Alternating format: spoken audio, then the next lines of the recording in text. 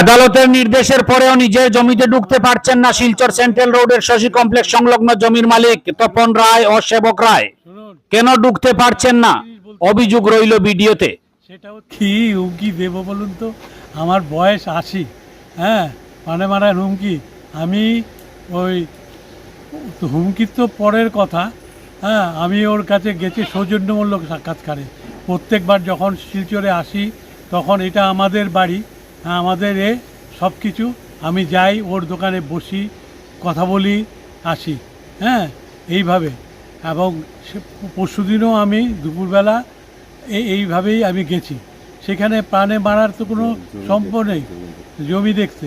তাও তো আর যাইনি, ওই দোকানে বসেই কথা বলেছি, হ্যাঁ, আমি তো ভেতরে যাইনি। তারপরে আপনারা ইচ্ছে করলে দেখতে পারেন, সিসি ক্যামেরা খুলে ওর দোকানের, যে কাপড়ের দোকানের সিসি ক্যামেরা আছে, পরশুদিন দুপুরবেলা বোধহয় 12টা, 12:30, 1টা এরকম একটা অ্যাপ্রক্সিমেটলি টাইম হবে, হ্যাঁ, আপনারা দেখতে পারেন খুলে যে সিসি ক্যামেরাতে কি আছে, যদি না অন্য কিছু করে থাকে। আমাদের কোনো রকম অভিসন্ধি নেই, কারণ আমরা থাকি না এখানে। আমাদের পাওয়ার কি আছে? আমরা কলকাতাতে থাকি, হ্যাঁ, আমার ঠাকুরদাদার সম্পত্তি, পিতৃ সম্পত্তি, এটা রক্ষা করার জন্য আমরা এসছি, হ্যাঁ, সেই জন্য যতটুকু কাজ করার ততটুকু করছি। এই হলো আমার বক্তব্য। সেটাতে ও আবার অন্য রকম রং দিয়ে দিয়েছে এই কথাতে। আমি যেহেতু বলেছি যে আমাদের জায়গাটাতে আমি দেখব, করব, তা ও এটাকে রং দিয়ে দিয়েছে অন্য রকম, যে আমি গিয়েছিলাম। হ্যাঁ, শুনুন, আমি আরেকটা জিনিস বলতে চাই এবং দেখাতে চাই। সেটা হচ্ছে যে গত বছর একটা কেস হয়েছিল জমিনের ব্যাপারে। তখন আমরা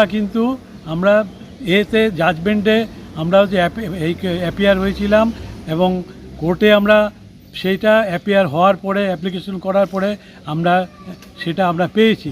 এই আমাদের জাজমেন্ট কপি পেয়েছি। এটাতে সম্পূর্ণভাবে লেখা আছে যে আমাদের ফেভারেতে সব কিছু আছে, সব কিছু আমাদের ফেভারেতে। আপনারা আর সেবক রায়কে সেন্ট্রাল রুটের প্রচুর লোক চেনে। জিতেন ফ্যাক্টরি বলুন, পদসাথী বলুন, উল্টো দিকের দোকান, হ্যাঁ, এরা সবাই আমাকে চেনে। আমি ছোটোবেলার থেকে এখানে নরসিং হাই স্কুলে পড়াশোনা করেছি, ক্লাস 7 পর্যন্ত আমি নরসিং হাই স্কুলের স্টুডেন্ট ছিলাম। পাঠশালা কেটেছি হিন্দু। আমরা তো কেস তো আমরা জিতে গেছি। তা আমার ব্যাকগ্রাউন্ডটা আপনাদের জানাবার জন্য বললাম, যে হিন্দু পাঠশালায় আমি পড়াশোনা করতাম, হ্যাঁ, তারপরে নরসিং হাই স্কুলে পড়াশোনা করেছি। বলুন। তা আমার একটা অ্যাপিল আছে, হ্যাঁ, টু দ্য প্রশাসন, যে আমার যে জমি জায়গা আমাদের, হ্যাঁ, যেটা আছে সেটা যাতে আমরা ফিরে পাই, হ্যাঁ, সেটার জন্য আমি প্রশাসনের কাছে, মুখ্যমন্ত্রীর কাছে, হ্যাঁ, অ্যাপিল করছি।